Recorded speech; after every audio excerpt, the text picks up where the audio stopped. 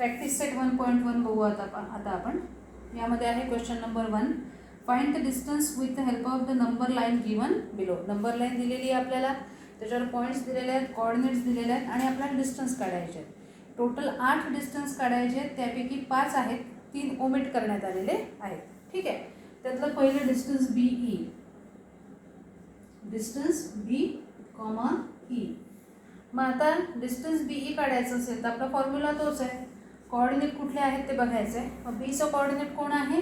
2. Here coordinate of B,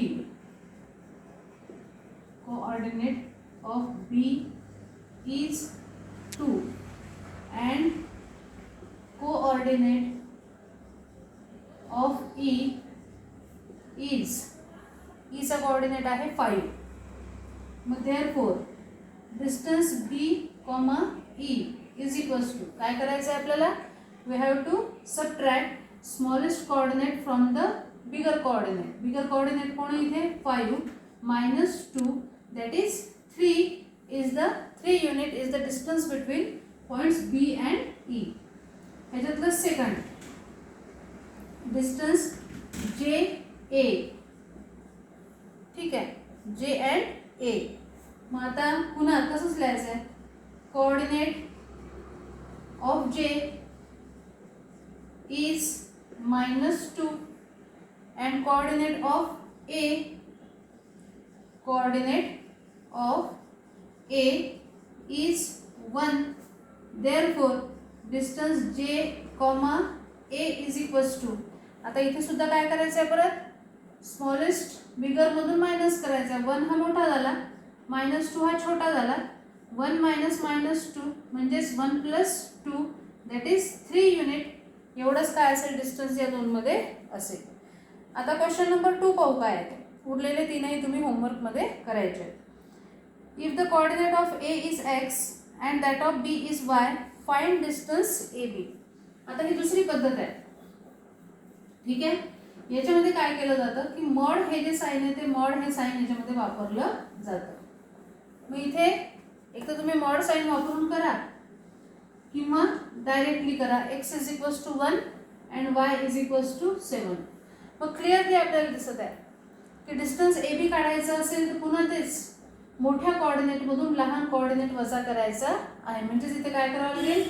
y minus x आपल्याला करावं लागेल. Here y is greater than x and therefore distance A, B is equals to y minus x, that is 7 minus 1 is equals to 6. और अजून एक method सांगते मी तुम्हाला, अजून एक फॉर्म्युला सांगते की distance A, B is equals to काय असेल? In mod x minus y असेल. ठीक आहे. इथे x मोठा लहान काहीच संबंध नाही. मॉडच्या आतमध्ये आपण ते लिहिलेलं आहे. मग काय? x ची किंमत किती आहे? 1. y ची किंमत म्हणजे 7, म्हणून 1 minus 7 किती येणार? In mod -6.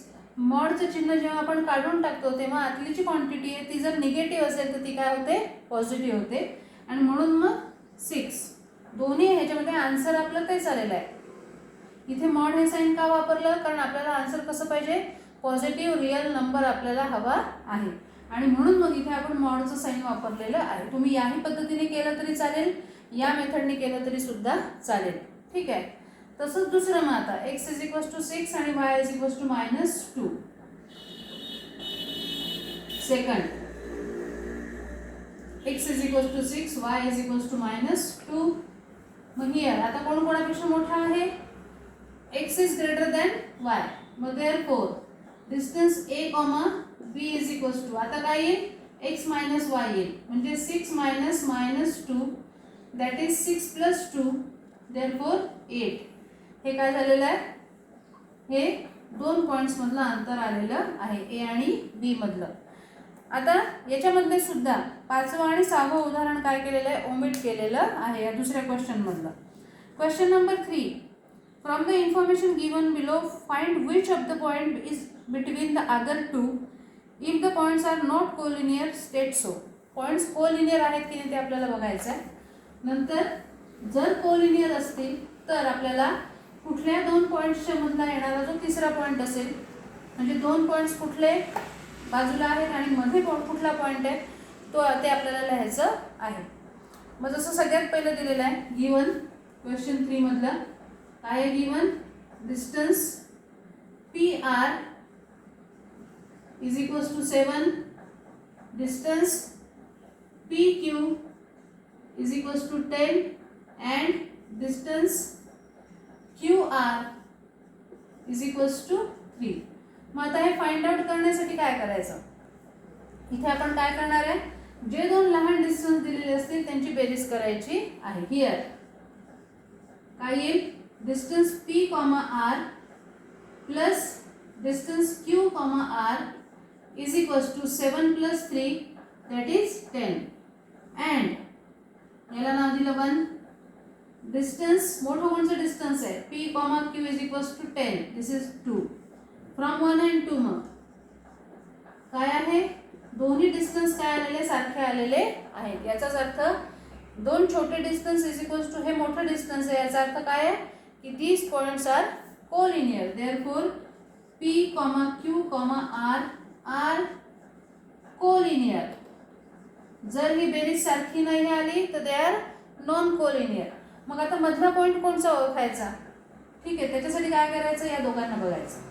याच्यामध्ये कुठला पॉईंट रिपीट झालेला आहे PR, QR. याच्यामध्ये कोण रिपीट झालेला आहे R. म्हणून मग R हा काय असला पाहिजे and R lies between P and Q.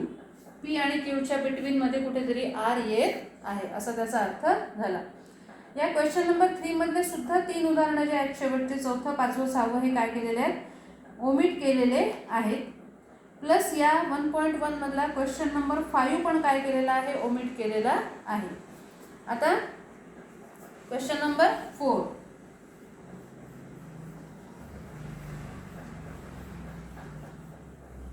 काय म्हटलं on a number line points ABC R such that distance AC 10, BC 8. Find distance AB considering all possibilities. मग क्वेश्चन नंबर 4 मध्ये आता इथे आपल्याला सगळ्या पॉसिबिलिटीज बघायच्या आहेत. AB काय AB काय दिलेला आहे आपल्याला AB काढायचा आहे. AC काय दिलेला आहे इट इज 10 अँड DC म्हणजेच BC CB म्हटलंय CB इज इक्वल्स टू 8.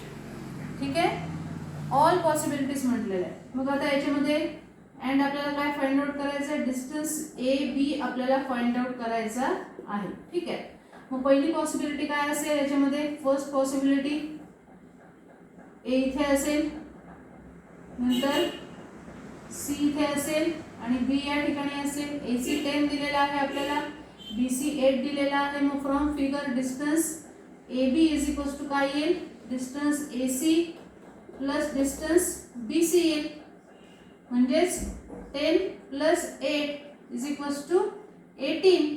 हे झालं ही झाली पहिली पॉसिबिलिटी. दुसरी पॉसिबिलिटी काय असेल दुसऱ्या पॉसिबिलिटीमध्ये डिस्टन्स AC हा असेल आणि AB इथे कुठेतरी येईल. ठीक आहे पूर्ण AC म्हणजे किती आहे 10 आहे त्यातलं BC हे एवढं अंतर आहे 8. उरलेला हा AB आपल्याला काढायचा आहे म्हणजे या पूर्ण 10 मधून हा 8 आपल्याला काय करावा लागेल मायनस करावा लागेल. Distance AB is equals to काय राहील मग इथे आता distance AC minus distance BC म्हणजेच 10 मायनस 8 दॅट इज 2. ही झाली पुढची पॉसिबिलिटी. आणि आता त्या पुढची जी पॉसिबिलिटी आहे तिसरी. ठीक आहे तिसऱ्या पॉसिबिलिटीमध्ये काय येणार A हा पॉईंट कुठेतरी मध्ये येईल थर्ड याच्यामध्ये. ठीक आहे थर्ड पॉसिबिलिटी A हा पॉईंट कुठेतरी मध्ये असेल B इकडे झाला इकडे राहील C. आता या पॉसिबिलिटीचा जर आपण विचार केला तर BC हे डिस्टन्स येतं 8 आणि AC हे डिस्टन्स येतं 10 म्हणजेच मोठं डिस्टन्स 8 आहे हे डिस्टन्स 10 आहे.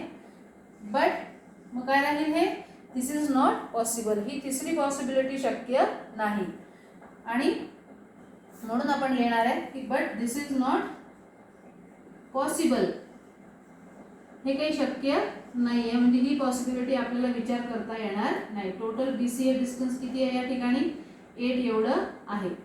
8 मध्ये 10 एवढं अंतर हे दिलेलं आहे आणि AB हे अंतर आपल्याला काढायचं आहे, जे की काढणं शक्य नाही. ठीक आहे.